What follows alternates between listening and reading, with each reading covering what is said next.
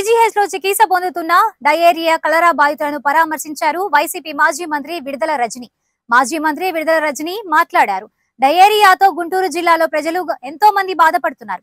గత 10 రోజులుగా డయేరియా బాధితులు పెరుగుతున్నారే కానీ తగ్గటం లేదు. ఆరోగ్య శాఖ మంత్రికి ఈ విషయం తెలియదా? 200కు పైగా డయేరియా బాధితులు జీజీహెచ్ లో జాయిన్ అయ్యారు. నిన్న 80 మంది డిశ్చార్జ్ అయ్యారు. రాత్రి మరో 10 మంది రోగులు చేరారు. 11 కలరా కేసులు నమోదవుతూ ఉంటే వైద్య సిబ్బంది ఏం చేస్తున్నారో అర్థం కావటం లేదు. నీరు శాంపిల్స్ తీసుకుని పరీక్షలు చేయించారా?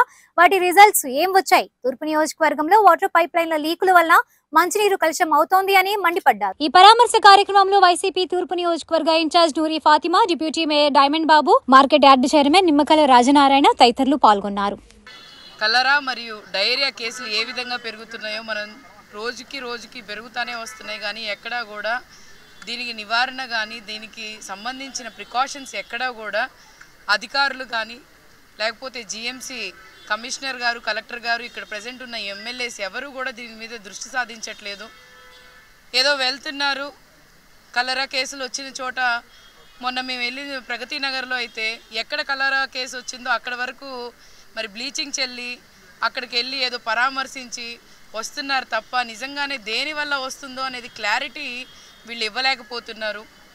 మరి కలరా కేసులు దాదాపుగా ఇప్పుడు దాకా 3 మరి వచ్చినాయి. దాని తర్వాత ఈరోజు కనుక్కుంటే ఒక 10 మంది వరకు వచ్చినాయి. కానీ వీళ్ళు కరెక్ట్గా ఒక ఇన్ఫర్మేషన్ అయితే ఇవ్వట్లేదు.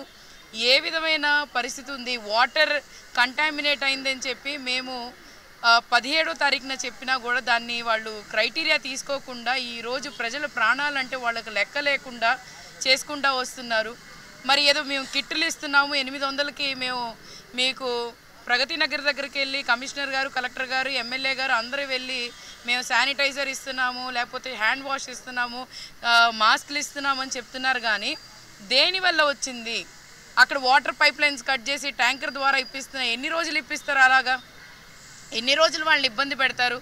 కరెక్ట్గా ఎక్కడ ఇచ్చేయాలో వాళ్ళు తెలుసుకోకుండా, తెలియకుండా మరి ప్రజల మీద ఇలాగా నెడుతూ వస్తూ వాళ్ళకేమో తీసుకోవాల్సిన ప్రికాషన్స్ని మీరు తీసుకోకుండా శానిటేషన్ పరంగా చూసుకుంటే నియోజకవర్గంలో ఎక్కడా కూడా షిల్టులు తీయటం కానీ లేకపోతే మరి అక్కడికి స్థానికంగా చెత్త ఎత్తటం కానీ చేయటం.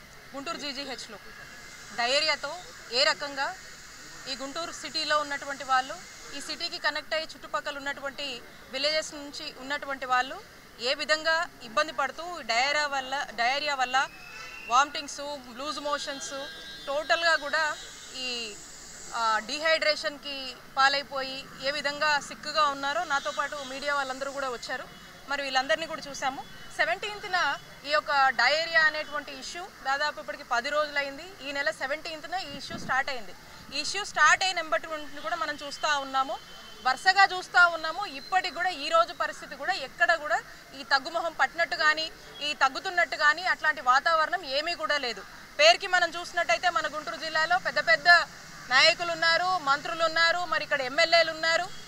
ఎవరు కూడా ఏ మాత్రం కూడా చిత్తశుద్ధి ఈ యొక్క డయేరియా విషయంలో కానీ, ఈ ప్రాంత ప్రజలకి వాళ్ళకి కావాల్సినటువంటి మెజర్స్ తీసుకోవడంలో కానీ ఏ మాత్రం కూడా చిత్తశుద్ధి చూపించలేదనేది స్పష్టమవుతా ఉంది. ప్రభుత్వం కూడా చూస్తూ కానీ రౌట్ చేస్తున్నారా, కనెక్ట్ చేశారా, అసలు క్యాంప్స్ పెట్టారా, డోర్ టు డోర్ సర్వే అనేది జరుగుతుందా? అన్ని సర్వే చేస్తూ అన్ని డోర్స్ నుంచి ఏ ఏరియా అయితే మనం ఒక బ్లాక్ స్పాట్స్ లాగా తీసుకుంటామో ఐడెంటిఫైడ్ ఏరియాస్, ఆ ఏరియాస్ సంబంధించినటువంటి ఫుడ్ శాంపుల్స్, వాటర్ శాంపుల్స్ తీసుకున్నారా? మరి తీసుకుంటే వారి రిపోర్ట్స్ ఏమైనాయి? ఆ వాటర్ కంటామినేషన్ ఏమైంది? గతంలో కూడా చూస్తున్నాము ఈ గుంటూరు నగరంలో 1400 కోట్ల ఒక మంచి బడ్జెట్ ఉంటుందండి ఈ కార్పొరేషన్కి. మరి ఎప్పుడు చూడు ఇంత మంచి బడ్జెట్ ఉన్నటువంటి ఈ కార్పొరేషన్ తలుచుకుంటే చక్కటి తాగునీళ్ళు ప్రజలకు అందించవచ్చు. ఎక్కడైనా ఈ అందించే దాంట్లో ఎక్కడైనా పైప్ లీకేజెస్ ఉన్నాయా స్టడీ చేశారా? ఎక్కడైనా ఈ వాటర్లో క్లీనింగ్ ల్యాబ్సెస్ వల్ల క్లోరినేషన్ సరిగా చేయకుండా సీజన్ మారినప్పుడు ఆ వాటర్లో కొంచెం చేంజెస్ ఉంటాయి కాబట్టి మరి దీనివల్ల ఆ సప్లైలో లోపాలు ఉన్నాయా? ఎక్కడైనా మనము ఫిల్టరేషన్ సంబంధించినటువంటి బెడ్స్ కానీ ఇంకోటి కానీ ఏమైనా క్లియరింగ్ చేసుకోవాల్సినటువంటి అవసరం ఉందా?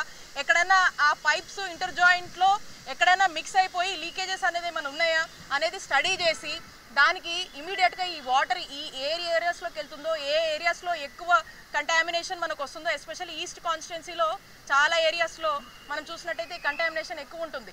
సో ఆ ఏరియాస్కి ఆ వాటర్ పైప్ లైన్ అంతా కూడా ఆపేసి దాన్ని చెక్ చేసి మళ్ళీ ఫ్రెష్ వాటర్ రిలీజ్ చేస్తున్నారా లేదా, ట్యాంకర్స్ ద్వారా టెంపరీగా సప్లై అనేది చేస్తున్నారా లేదా. మరి ఈ మెజర్స్ ఉన్న చంద్రబాబు నాయుడు గారు కానీ హెల్త్ మినిస్టర్ గారు కానీ అందరూ కూడా ఈ మెడికల్ కాలేజీలు జగనన్న తీసుకొచ్చినటువంటి మెడికల్ కాలేజ్ని ప్రైవేట్ వాళ్ళకి ప్రైవేటైజేషన్ పనిలో బిజీగా ఉన్నారు. సింపుల్. అలాగే ఆరోగ్యశ్రీని కూడా ఈ ఇన్సూరెన్స్ మోడల్ అని చెప్పేసి వేరే హైబ్రిడ్ మోడల్ అని చెప్పేసి అది కూడా ఒక థర్డ్ పార్టీకి అప్పచెప్పే దాంట్లో బిజీగా ఉన్నారు. ఏకంగా ఎట్లా చూసినా కూడా వాళ్ళకు ఉన్నటువంటి ప్రభుత్వంగా మనం నిర్వహించాల్సినటువంటి బాధ్యతల్ని ప్రైవేటైజేషన్ అని ఒక థర్డ్ పార్టీ చేతిలో పెట్టేసి హ్యాపీగా పందెప్తా ఉన్నాం కదా. ఎన్నిసార్లు చెప్పాము. మన చెల్లో మెడికల్ కాలేజ్ ప్రోగ్రామ్ ఏంటి, ఎక్కడికక్కడ రాష్ట్ర వ్యాప్తంగా మా నాయకుడు జగన్మోహన్ రెడ్డి గారు ఎంతో ప్రెస్టీజియస్గా ఈ రాష్ట్రంలో 17 గవర్నమెంట్ మెడికల్ కాలేజ్ 8,500 కోట్లు ఖర్చుతో నిర్మించాలనేటువంటి ఆలోచనలో భాగంగా ఇప్పటికే మేము 5 మెడికల్ కాలేజ్ ఓపెన్ చేశాము.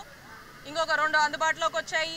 ఆ సెకండ్ ఫేజ్లో అనుకున్నటువంటి 5లో 2 అందుబాటులోకి వచ్చాయి. అండ్ ఇంకా 3 కూడా కొంత వీళ్ళు ఈ బెస్ట్ ఎఫర్ట్స్ కనుక కొన్ని వీళ్ళు పెట్టుంటే కనుక ఖచ్చితంగా అవి కూడా అందుబాటులోకి వచ్చేవి. థర్డ్ ఫేజ్లో అనుకున్నటువంటి 7